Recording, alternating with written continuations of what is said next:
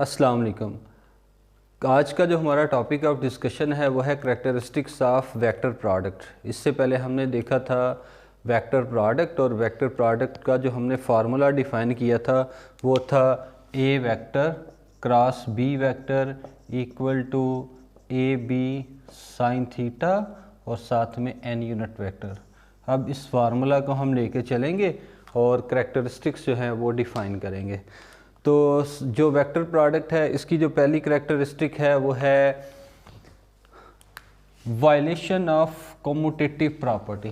तो commutative property जो है ये हमने देखनी है कि क्या ये सेटिस्फाई होगी या कम्यूटेटिव प्रॉपर्टी जो है वो सेटिस्फाई नहीं होगी। हमने ये देखा था कि अगर हमारे पास जो है ए वेक्टर और बी वेक्टर, इसका जब हम क्रॉस प्रोडक्ट ले रहे थे, चलें यहाँ पे बनाते हैं, एक वेक्टर ए है और एक वेक्टर बी है। वेक्टर ए और वेक्टर बी इनके बीच का एंगल थीटा, और इनका जब हमने क्रॉस प्रोडक्ट लिखा था राइट हैंड रूल से, तो ए क्रॉस बी, थंब किधर गया, आउटवर्ड, और इस आउटवर्ड को हम लिखते हैं अपवर्ड। तो फिंगर्स हमारी रोटेट हो रही हैं एंटी क्लॉकवाइज, तो थंब अपवर्ड यानी डायरेक्शन आपके पास आएगी अपवर्ड। और उसके बाद अगर एक वेक्टर ए है दूसरा वेक्टर बी है, इनके बीच का एंगल है थीटा, तो बी वेक्टर पे अगर हम राइट हैंड रखें और फिंगर्स को रोटेट करवाएं बी से ए, थंब जाएगा इनवर्ड। इनवर्ड का मतलब ये है डाउन साइड पे, यानी negative Y axis, up side का मतलब पॉजिटिव वाई एक्सिस, और नेगेटिव वाई एक्सिस का मतलब ये हो जाएगा कि हमारी रोटेशन जो हो रही है वो क्लॉकवाइज हो रही है।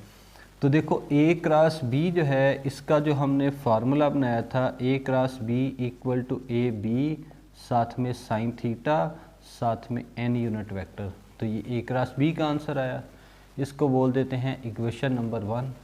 एंड बी क्रॉस ए, इसका जो आंसर बना वो है बी ए साथ में साइन थीटा साथ में एन यूनिट वेक्टर, और इस n के साथ आप लिख लो माइनस साइन। तो माइनस का मतलब क्या है, नेगेटिव डायरेक्शन। और हमें ये पता है कि ए बी को हम लिख सकते हैं बी ए, मैग्नीट्यूड को इंटरचेंज किया जा सकता है। तो यहाँ पे ये जो आपके पास इक्वेशन नंबर 2 मैंने बनाई है, इस इक्वेशन नंबर 2 में बी ए को रिप्लेस कर दो ए बी के साथ, तो लेफ़्ट हैंड साइड आ गई आपके पास B cross A equal to minus B cross A की जगह आ गया ए बी साथ में साइन थीटा साथ में एन यूनिट वेक्टर। अब B A sine theta N unit vector, B A sine theta N unit vector, ये तो इक्वेशन नंबर 1 है, और इसका आंसर हमने बनाया है ए क्रॉस बी। तो बी क्रॉस ए इसका आंसर आया, बी क्रॉस ए इसका आंसर आया माइनस ए क्रॉस बी। और अगर हम बोथ साइड पे नेगेटिव से मल्टीप्लाई करें, लेफ़्ट साइड पे माइनस से मल्टीप्लाई करो तो माइनस बी क्रॉस ए आएगा, और राइट साइड पे माइनस से मल्टीप्लाई करो तो minus minus plus A cross B आएगा। तो A cross B equal to minus B cross A, और B cross A equal to minus A cross B. इसका मतलब ए क्रॉस बी और बी क्रॉस ए कभी भी आपस में बराबर नहीं हो सकते, और अगर ये दोनों आपस में इनका क्रॉस प्रोडक्ट इक्वल नहीं, तो इसका मतलब ये है कि कम्यूटेटिव प्रॉपर्टी जो है वो सेटिस्फाई नहीं करेगी। सो ए क्रॉस बी, एक the cross product of two vectors A and B is not commutative. जो सेकंड प्रॉपर्टी है हमारी वो है, अगर हम दो वेक्टर का क्रॉस प्रोडक्ट देखें, the cross product of two perpendicular vectors. Cross product हमने फाइंड करना है दो वेक्टर्स का जो कि परपेंडिकुलर हैं। ये जो लिखा हुआ है ये है क्रॉस, तो दो परपेंडिकुलर वेक्टर्स का हमने क्रॉस प्रोडक्ट जो है वो फाइंड करना है। एक वेक्टर हमारा ए और दूसरा वेक्टर जो है वो है बी। एक वेक्टर ए दूसरा वेक्टर बी, इनके बीच में बनने वाला एंगल 90 डिग्री। तो फार्मूला हमारा है A vector cross B vector equal to A B sine theta और साथ में एन यूनिट वेक्टर। तो A cross B equal to A B sine theta N unit vector. अब हमें क्या पता है जी, ए वेक्टर और जो बी वेक्टर हैं ये एक दूसरे पे परपेंडिकुलर हैं। अगर ए और बी परपेंडिकुलर हैं तो थीटा की वैल्यू बन गई 90 डिग्री। तो फार्मूला में वैल्यू पुट कर लो, A vector cross B vector equal to A B into sine theta, theta की जगह पे 90 साथ में एन यूनिट वेक्टर, तो साइन 90 की वैल्यू आ गई 1 मल्टीप्लाई बाय ए बी साथ में एन यूनिट वेक्टर। ए क्रॉस बी का जो आंसर आया, अगर दो वेक्टर एक दूसरे के साथ 90 डिग्री का एंगल बनाएं तो ए का मैग्नीट्यूड और बी का मैग्नीट्यूड, दो मैग्नीट्यूड आपस में मल्टीप्लाई हो रहे हैं और आंसर भी आ रहा है पॉजिटिव, तो मैक्सिमम मैग्नीट्यूड मिलेगा। साथ में एन यूनिट वेक्टर डायरेक्शन बताएगी। तो cross product of two perpendicular vector A and B has maximum magnitude. क्यों मैक्सिमम मैग्नीट्यूड आया?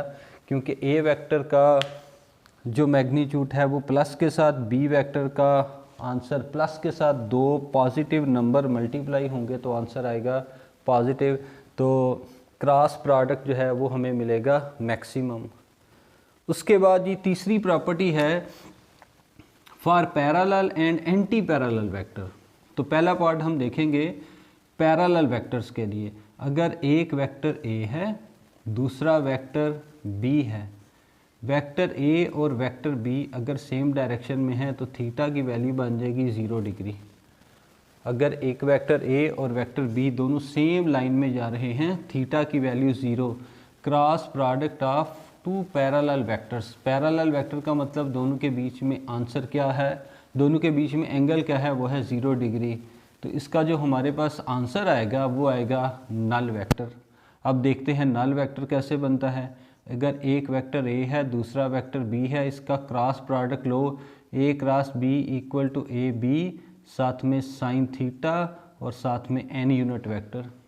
अब हमें क्या पता है, vector A is parallel to vector B. ये जो दो सीधी लाइंस हैं, स्ट्रेट लाइंस हैं, ये क्या बताती हैं, पैरेलल। तो थीटा की वैल्यू कितनी होती है, 0 डिग्री।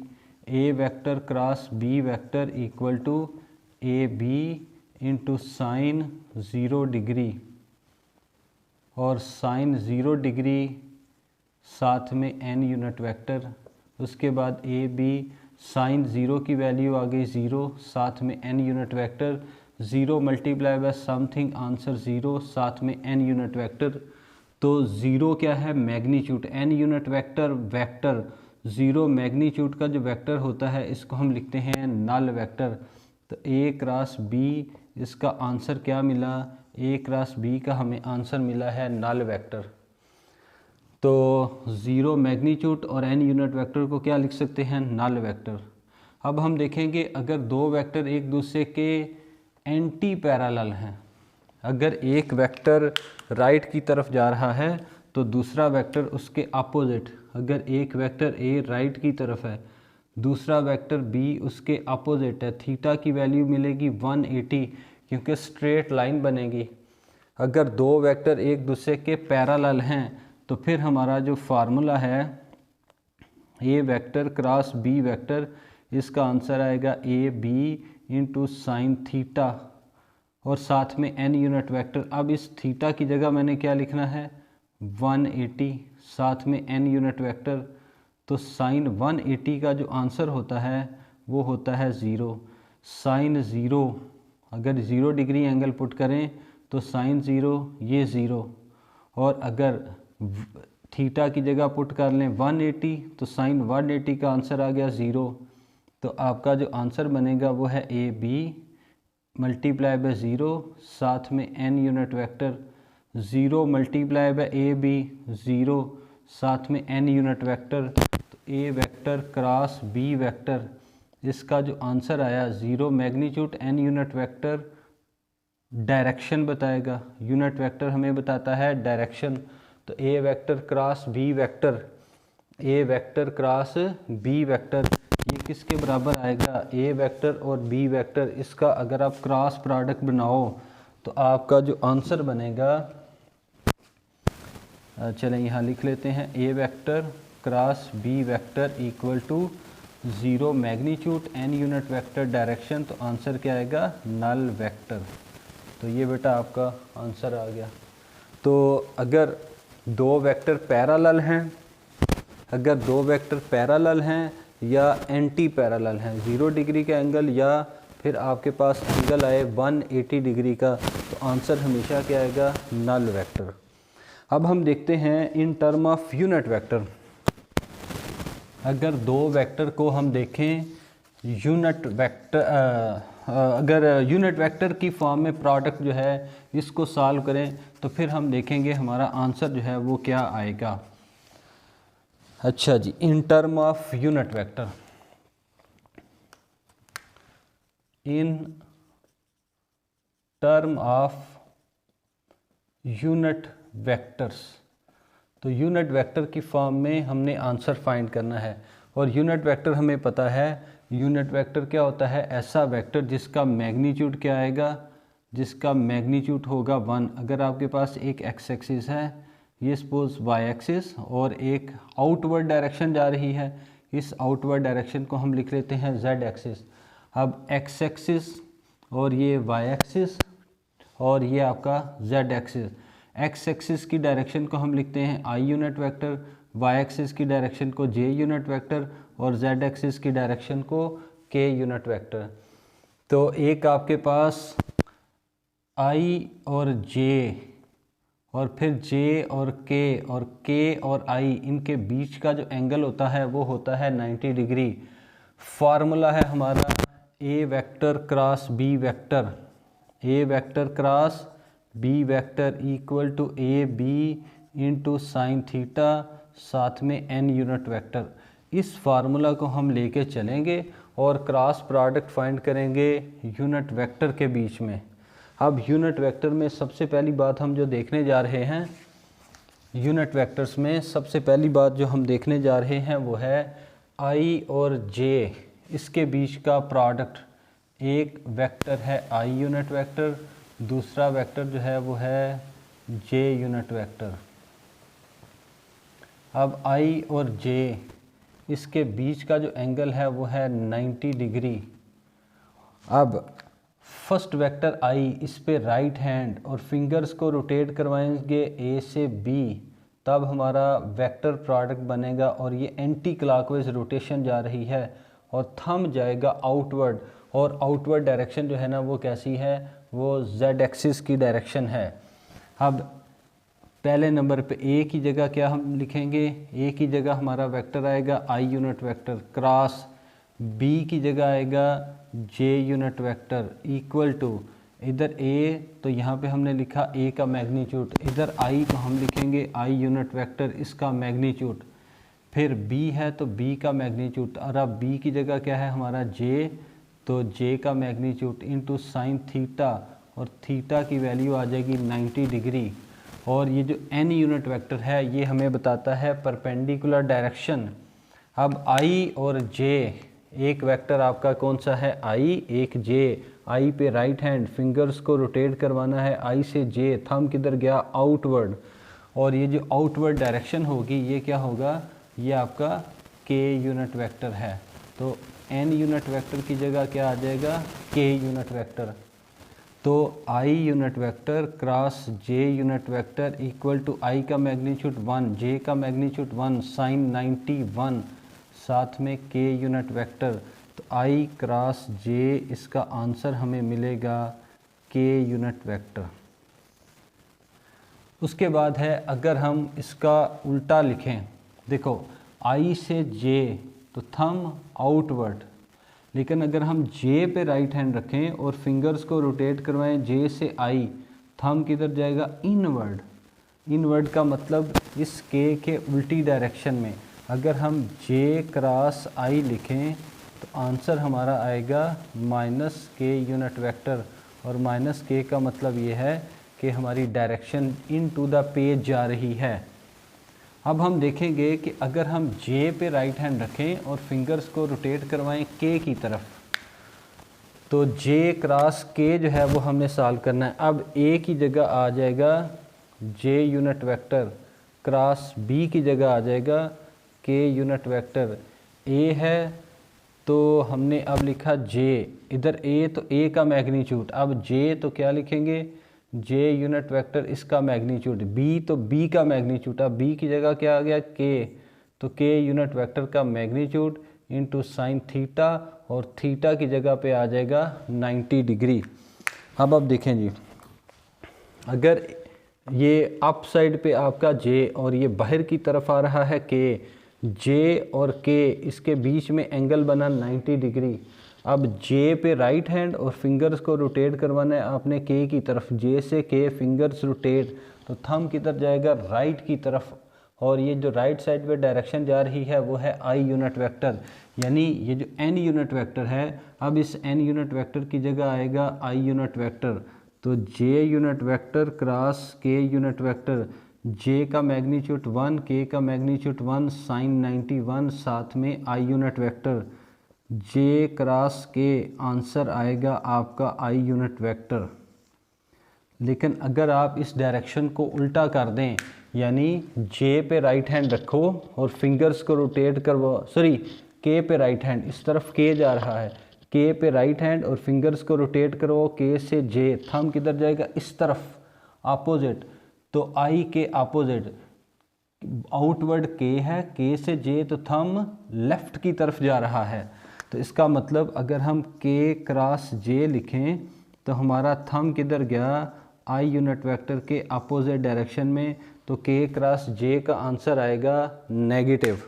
उसके बाद जी हमारी जो अगली डायरेक्शन है वो है के से हमने जाना है आई, एक हमारा वेक्टर, एक यूनिट वेक्टर के, और के जो है ये किधर है, के इस तरफ आया हुआ है, तो ये के पे राइट हैंड, फिंगर्स को रोटेट करवाया के से आई, थंब किधर गया, अप साइड पे।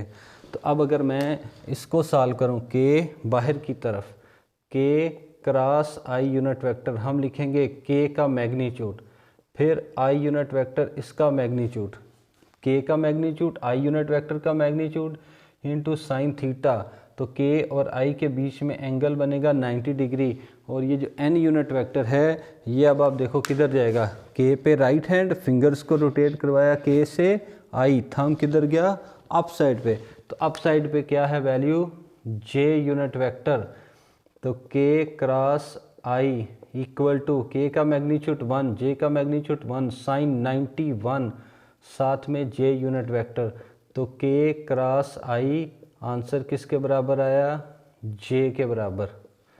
और अगर मैं आई पे राइट हैंड रखूं, अगर हम ये आपके पास ये के है, अब आपने राइट हैंड किस पे रखना है जी, अब आपने ये राइट हैंड इधर रखना है आई पे, और फिंगर्स को रोटेट करवाना है आई से के इस तरफ, और थंब किधर जाएगा, डाउन साइड पे, या ऐसे देखो, ये आई पे राइट हैंड, फिंगर्स को रोटेट करवाया आई से के, थंब किधर गया, डाउन साइड पे, तो के से आई करें, अगर हम यहाँ से सॉरी के से आई नहीं, आई से के, तो आई क्रॉस के करेंगे तो डायरेक्शन बनेगी -जे।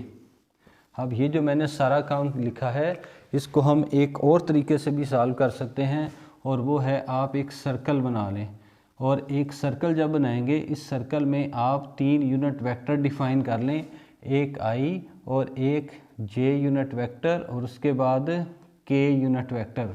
अब इसमें जो आपने याद रखना है वो है कि जब भी हम एंटी क्लॉकवाइज चलेंगे, एंटी क्लॉकवाइज रोटेशन ये होती है पॉजिटिव, और अगर हम चलें क्लॉकवाइज तो क्लॉकवाइज रोटेशन जो है ये होती है नेगेटिव। अब आप देखो, आई से अगर हम चलें जे, तो आई क्रॉस जे, आई से जे, तो जो बाकी बचेगा वो आपका आंसर है, तो आई क्रॉस जे, बाकी क्या बचा के, और अगर आप जे क्रॉस आई करोगे तब भी आपका आंसर क्या आएगा, वो बनेगा के, तो आंसर आया के। आई क्रॉस जे करें या जे क्रॉस आई करो, आंसर हमेशा क्या आएगा, के। अब ये देखना होता है कि क्या के प्लस का है या के माइनस का, उसके लिए सिर्फ ये देखना है कि क्या आप क्लॉकवाइज जा रहे हो या एंटी क्लॉकवाइज। तो आई से जे फिंगर्स कैसे रोटेट हो रही हैं, एंटी क्लॉकवाइज, तो एंटी क्लॉकवाइज जब आप चलेंगे तो आंसर आपका प्लस का आएगा। और जे से आई आप कैसे चल रहे हो, आप क्लॉकवाइज, तो आंसर क्या आएगा, वो माइनस का आएगा। उसके बाद जी हमारा जो अगला जो प्रोडक्ट निकला था वो था जे से के। जब आप जे से के जा रहे हैं, जे से के, बाकी क्या बच्चा आई, आंसर आया आई। और अगर आप के से जे चलोगे तो के से जे चलोगे, बाकी क्या बचा, वो आई। अब जब हम जे से के जा रहे हैं तो हम एंटी क्लॉकवाइज घूम रहे हैं, और एंटी क्लॉकवाइज आंसर प्लस। और अगर के से जे जा रहे हैं तो हम जा रहे हैं क्लॉकवाइज, तो आंसर आया नेगेटिव। और उसके बाद आप के से जब जाओगे जे तो बाकी बचे, के से सॉरी आई, बाकी क्या बचा जे, के क्रॉस आई, जे आंसर। और एंटी क्लॉकवाइज चल रहे हैं तो आंसर प्लस। और आई क्रॉस के देखोगे तो आप चल कैसे रहे हो, क्लॉकवाइज, तो क्लॉकवाइज, तो आंसर माइनस के साथ आएगा। तो ये है जी हमारे पास पैरेलल्स। अब सॉरी पैरेलल नहीं, परपेंडिकुलर यूनिट वेक्टर के लिए ना हमने सॉल्व कर लिया। अब हम देखेंगे कि अगर हमारे पास पैरेलल हैं, अगर पैरेलल केस बने, दो यूनिट वेक्टर पैरेलल आ जाएं, तो फिर हमारा आंसर जो है वो क्या बनेगा। इसके लिए आप क्या करो, एक्स एक्सिस, वाई एक्सिस, और ये आपका जेड एक्सिस। एक्स एक्सिस को हम लिखेंगे आई यूनिट वेक्टर के साथ, और वाई एक्सिस को जे यूनिट वेक्टर के साथ, और जेड एक्सिस को के यूनिट वेक्टर के साथ। अब अगली बात, इसके पैरेलल एक और वेक्टर डिफाइन करो, ये एक्स एक्सिस, ये वाई एक्सिस, और ये जेड एक्सिस। अब जो वेक्टर डिफाइन करना है एक्स एक्सिस के साथ वो है आई, वाई एक्सिस के लिए जे यूनिट वेक्टर, जेड एक्सिस के लिए के यूनिट वेक्टर। अब आई और आई ये दोनों हैं सेम डायरेक्शन में, तो आई क्रॉस आई, तो क्या लिखेंगे, आई है तो क्या लिखेंगे, आई यूनिट वेक्टर का मैग्नीट्यूड, फिर दूसरा भी आई है तो हम क्या लिखेंगे, आई यूनिट वेक्टर का मैग्नीट्यूड इनटू साइन थीटा। और थीटा क्या है, दोनों आई सेम डायरेक्शन में जा रहे हैं, इनके बीच में थीटा की वैल्यू आ जाएगी 0 डिग्री, और साथ में एन यूनिट वेक्टर। तो देखो आई यूनिट वेक्टर इसका मैग्नीट्यूड 1, अगला आई इसका मैग्नीट्यूड 1, साइन 0 0, साथ में N unit vector 0 multiply by something 0, और साथ में एन यूनिट वेक्टर, यानी 0 मैग्नीट्यूड और एन यूनिट वेक्टर क्या मिलेगा, नल वेक्टर मिलेगा या 0 मैग्नीट्यूड मिलेगा। सिमिलरली आप देखो जे क्रॉस जे, अगर आई की जगह जे आ जाए, इधर भी जे आए, तो हम क्या लिखेंगे, जे का मैग्नीट्यूड साइन 0, क्योंकि ये दोनों भी सेम डायरेक्शन में हैं तो सेम आंसर आएगा। और अगर इसके लिए के क्रॉस के, दोनों के सेम डायरेक्शन में हैं, अगर दोनों के सेम डायरेक्शन में हैं तो थीटा की वैल्यू यहाँ पे वैल्यू आ जाएगी के यूनिट वेक्टर क्रॉस के यूनिट वेक्टर, के का मैग्नीट्यूड इनटू साइन 0, तो साइन 0 0, तो सारी वैल्यू जो है वो आपके पास क्या हो जाएंगी, 0। अब जो हमारी अगली प्रॉपर्टी है वेक्टर की क्रॉस प्रोडक्ट की, जो चौथी प्रॉपर्टी हम सॉल्व करने जा रहे हैं वो है सेल्फ प्रोडक्ट। तो सेल्फ, ये चौथी प्रॉपर्टी जी, सेल्फ वेक्टर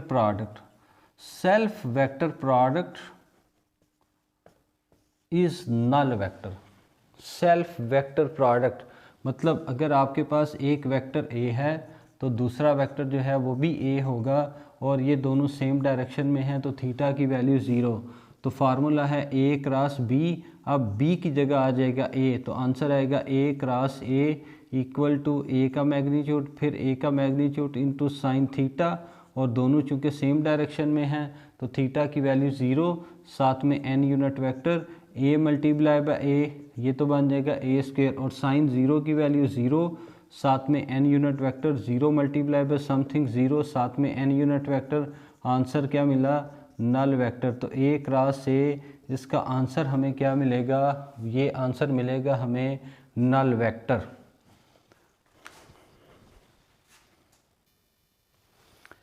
अच्छा जी, जो हमारी पांचवी प्रॉपर्टी है स्केलर प्रोडक्ट की वो है जी vector product in rectangular components form. तो अगर आपके पास एक वेक्टर ए है, वेक्टर ए के rectangular component A X I unit vector, A Y J unit vector, A Z K, तो ये vector A. Similarly vector B, B X I B Y J और B Z के, इनको हमने multiply करना है, इनका क्रॉस प्रोडक्ट फाइंड करना है ए क्रॉस बी। तो पहला ए वेक्टर है तो ए वेक्टर की वैल्यू पुट कर दी हमने, ये सारी वैल्यू। फिर बी वेक्टर है तो बी वेक्टर की वैल्यू जो है वो हमने पुट कर दी है। उसके बाद जी आप देखो ए एक्स जो है इसको हम मल्टीप्लाई करेंगे बी एक्स के साथ, और फिर ए एक्स को मल्टीप्लाई करेंगे ए वाई के साथ, और ए एक्स को मल्टीप्लाई करेंगे बी जेड के साथ। ए एक्स बी एक्स आ गया। फिर ए एक्स मल्टीप्लाई होगा बी वाई के साथ, A x multiply by B Y, और फिर ए एक्स मल्टीप्लाई हो गया बी जेड के साथ। ये तीसरी टर्म आ गई। अब ए एक्स का जो यूनिट वेक्टर है वो बारी बारी मल्टीप्लाई होगा पहले आई के साथ। ए एक्स का यूनिट वेक्टर आई और बी एक्स का यूनिट वेक्टर आई, तो आई क्रॉस आई, वेक्टर वेक्टर से मल्टीप्लाई, मैग्नीट्यूड मैग्नीट्यूड से मल्टीप्लाई। फिर ए एक्स का जो यूनिट वेक्टर आई ये मल्टीप्लाई होगा किसके साथ, ये मल्टीप्लाई होगा बी वाई का जे यूनिट वेक्टर। तो बी वाई के साथ जो जे यूनिट वेक्टर लगा हुआ है, तो A x multiply by B Y और आई क्रॉस जे, और फिर ए एक्स मल्टीप्लाई हो गया किसके साथ, बी जेड के साथ, और आई क्रॉस के, ये हमने क्रॉस प्रोडक्ट को मल्टीप्लाई कर लिया। सिमिलरली अब ए वाई मल्टीप्लाई होगा बी एक्स के साथ, A x multiply by B X, और ए एक्स नहीं ए वाई मल्टीप्लाई होगा किसके साथ जी, बी एक्स के साथ, और फिर ए वाई मल्टीप्लाई होगा बी एक्स का जो यूनिट वेक्टर आई है उसके साथ, तो जे क्रॉस आई। फिर ए वाई मल्टीप्लाई होगा बी वाई के साथ, A Y multiply by B Y, ये दोनों को मल्टीप्लाई कर लिया। अब ए वाई के साथ जो यूनिट वेक्टर जे है इसने बी वाई के यूनिट वेक्टर जे के साथ मल्टीप्लाई होना है, जे क्रॉस जे, मैग्नीट्यूड से मल्टीप्लाई, और ये वेक्टर मल्टीप्लाई हो गए हैं यूनिट वेक्टर। अब A Y multiply by B Z, A Y multiply by B Z. अब ए वाई का यूनिट वेक्टर जे है, और उसके बाद बी वाई जो है इसका यूनिट वेक्टर जो है, बी जेड का यूनिट वेक्टर के है, ये मल्टीप्लाई हो जाएंगे। उसके बाद ये तीसरी term A Z multiply by B X, A Z multiply by B X, और इसका unit vector K cross I, तो के क्रॉस आई। फिर A Z multiply by B Y, A Z B Y के साथ multiply हो गया, और इसका unit vector K cross J आ गया। फिर ए जेड मल्टीप्लाई होगा बी जेड के साथ, और के क्रॉस के।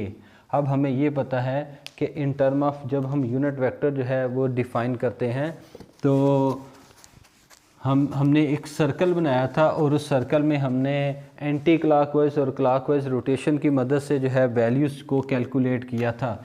एक बात तो हमने ये कैलकुलेट कर ली थी कि आई क्रॉस आई इसका आंसर है 0, फिर जे क्रॉस जे इसका आंसर है 0, और उसके बाद के क्रॉस के इसका आंसर है 0। तो same vector K cross product ये मिलेंगे 0, ये भी 0, उसके बाद ये भी हमें मिला 0, और ये पार्ट जो है वो भी हमें मिलेगा 0। उसके बाद जो है ना फिर हमने सर्कल बनाया था, और सर्कल में हमने जब एंटी क्लॉकवाइज रोटेशन की बात की थी, तो एंटी क्लॉकवाइज वैल्यू जो है वो प्लस में है, और क्लॉकवाइज वैल्यू जो है वो है माइनस में। तो अब आप देखो आई से जे, आई क्रॉस जे एंटी क्लॉकवाइज आ रहे हैं, आंसर आएगा प्लस का के। तो यहाँ पे जो हमारा आंसर बनना है पहली टर्म का वो है प्लस के यूनिट वेक्टर। उसके बाद जी हमें चाहिए आई क्रॉस के, तो आई से के आप चलें, आई क्रॉस के, और जो हमारी रोटेशन आएगी आई क्रॉस के की वो है क्लॉकवाइज। आई क्रॉस के तो हम क्लॉकवाइज चल रहे हैं, तो आंसर आएगा जे लेकिन माइनस का। उसके बाद जी हमें चाहिए जे क्रॉस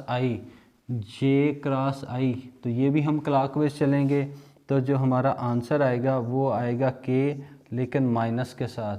फिर हमें चाहिए जे क्रॉस के, तो जे क्रॉस के आंसर आएगा आई यूनिट वेक्टर, लेकिन चल रहे हैं एंटी क्लॉकवाइज, इसलिए आंसर प्लस का। उसके बाद है के क्रॉस आई, तो के क्रॉस आई आंसर आपका जे बनेगा और प्लस का जे बनेगा, क्योंकि हमारी रोटेशन जो है वो कैसी है, वो एंटी क्लॉकवाइज है। और आखिर पे हमें चाहिए के क्रॉस जे, के से जे, तो क्लॉकवाइज चल रहे हैं, आंसर हमें मिलेगा माइनस का आई unit vector.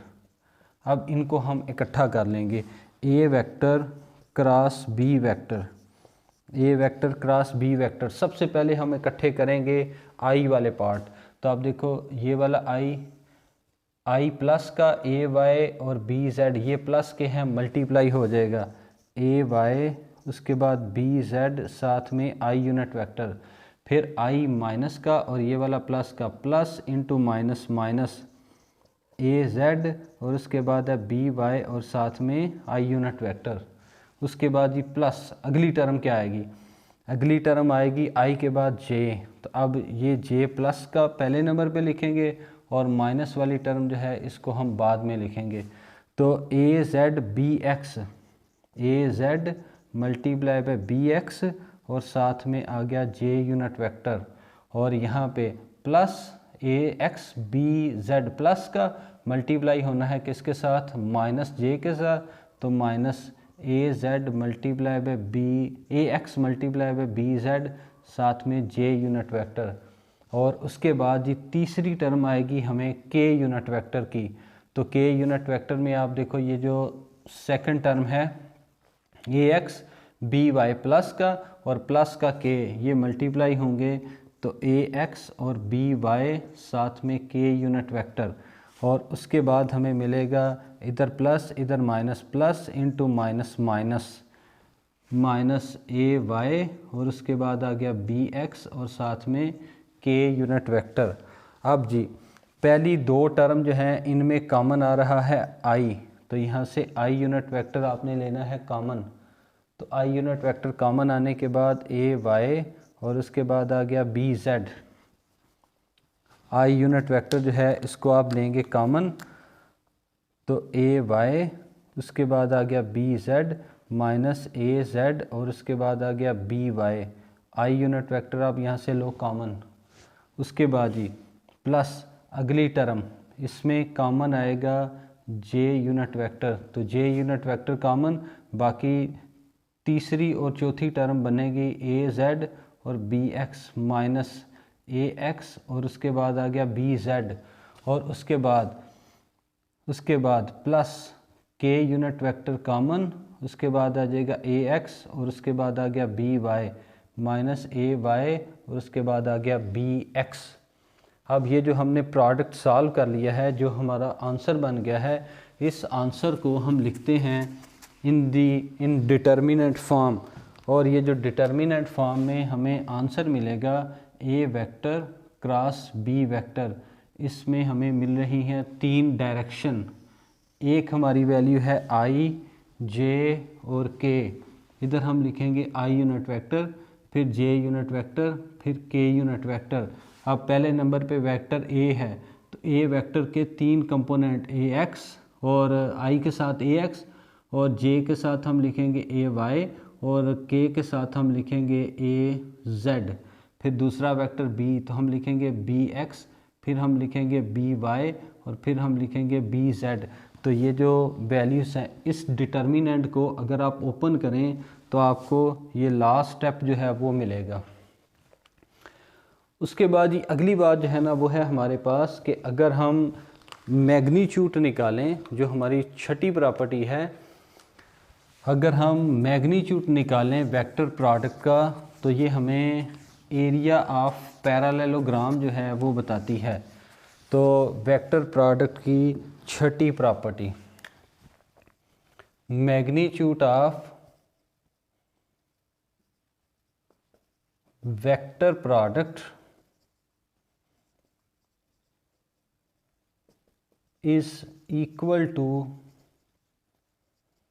area of parallelogram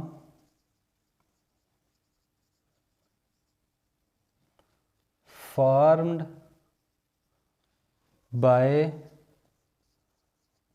two adjacent vectors or sides। तो दो एडजेसेंट वेक्टर्स की जो दो एडजेसेंट साइड्स होंगी ये हमें क्या निकाल के देंगी, ये हमें निकाल के देंगी एरिया ऑफ पैरेललोग्राम। अच्छा जी, अब अगर हम इसका प्रूफ करें तो देखो बाय डेफिनेशन हमें ये पता है कि ए वेक्टर और बी वेक्टर, अगर हम प्रूफ करना चाहें ए वेक्टर और बी वेक्टर का जो क्रॉस प्रोडक्ट है इसका मैग्नीट्यूड लेंगे ए बी साइन थीटा, साथ में एन यूनिट वेक्टर। ये हमारे पास क्या है जी, ये तो हमारे पास आ गया वेक्टर, क्योंकि एन यूनिट वेक्टर है। अगर हम सिर्फ इसका मैग्नीट्यूड निकालें, magnitude of a vector cross B vector, तो ए वेक्टर क्रॉस बी वेक्टर, इसका अगर हम मैग्नीट्यूड सॉल्व करें तो एन यूनिट वेक्टर को आपने इग्नोर करना है, आंसर आएगा ए बी और साइन थीटा। अब देखो हमने जो डिफ़ाइन किया था वो था, अगर एक हमारा वेक्टर ए है और दूसरा वेक्टर जो है वो है बी, ए और बी इनके बीच में है एंगल थीटा, जितनी लेंथ का वेक्टर ये है उतनी लेंथ का मैं यहाँ पे एक वेक्टर डिफ़ाइन कर लेता हूँ।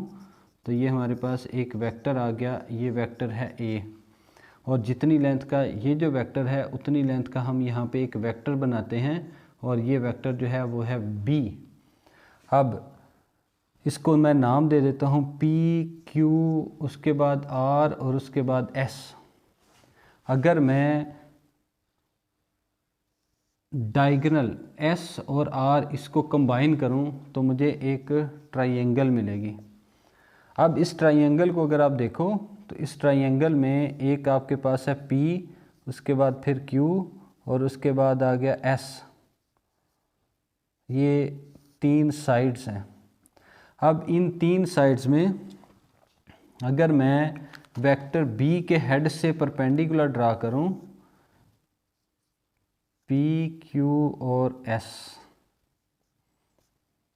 और ये वेक्टर B और ये वेक्टर A, अगर मैं वेक्टर B के हेड से परपेंडिकुलर ड्रा करूं तो जो पार्ट थीटा की डायरेक्शन में जाएगा वेक्टर B का वो मिलेगा B cos थीटा, और ये जो परपेंडिकुलर पार्ट होगा इस परपेंडिकुलर पार्ट की वैल्यू है वो है B sin थीटा। इसका मतलब ये है अगर मैं इस वेक्टर B के हेड से परपेंडिकुलर ड्रा करूं तो ये जो वैल्यू मुझे मिलेगी वो है B साइन थीटा। अब A को मैं अलग कर लेता हूँ और B साइन थीटा इसको मैं अलग कर लेता हूँ।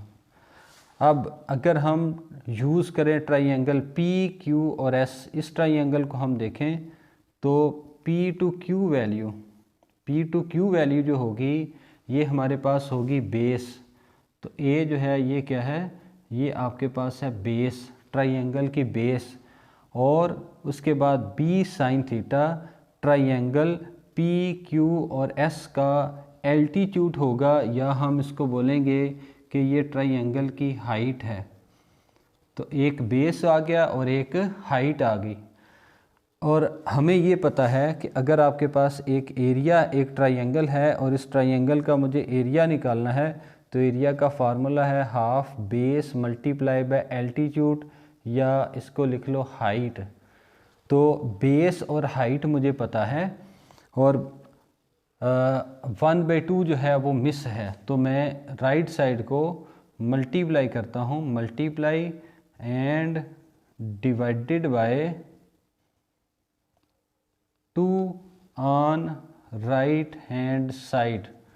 तो राइट हैंड साइड पे 2 से मल्टीप्लाई भी कर दें और 2 से डिवाइड भी कर दें। तो आप 2 से जब मल्टीप्लाई करोगे और 2 से डिवाइड करोगे तो आपके पास जो वैल्यू आएगी वो है, इधर 2 से मल्टीप्लाई और डिवाइड किया और ये बेस अपनी जगह पे और हाइट जो है वो भी अपनी जगह पे आ जाएगा। अब आप देखें जी, ये जो मेरा लास्ट स्टेप है, ये लास्ट स्टेप जो है वो क्या बनेगा, लास्ट स्टेप जो है वो है half base multiply by height, तो half base multiply by height जो है इसने फिर क्या बनना है, half base multiply by height ने बनना है एरिया ऑफ ट्राइंगल। तो left hand side A vector cross B vector, इसका मैग्नीट्यूड ये एज इट इक्वल टू 2, और उसके बाद half base multiply by height ये किसके बराबर है, equal to area of triangle. तो ये ट्राइंगल का एरिया है। और एक पैरालेलोग्राम में कितनी ट्राइंगल हैं, एक पैरालेलोग्राम में 2 ट्राइंगल हैं, तो 2 से मल्टीप्लाई हो गया। इस सारे को हम फिर लिख सकते हैं equal to area of parallelogram.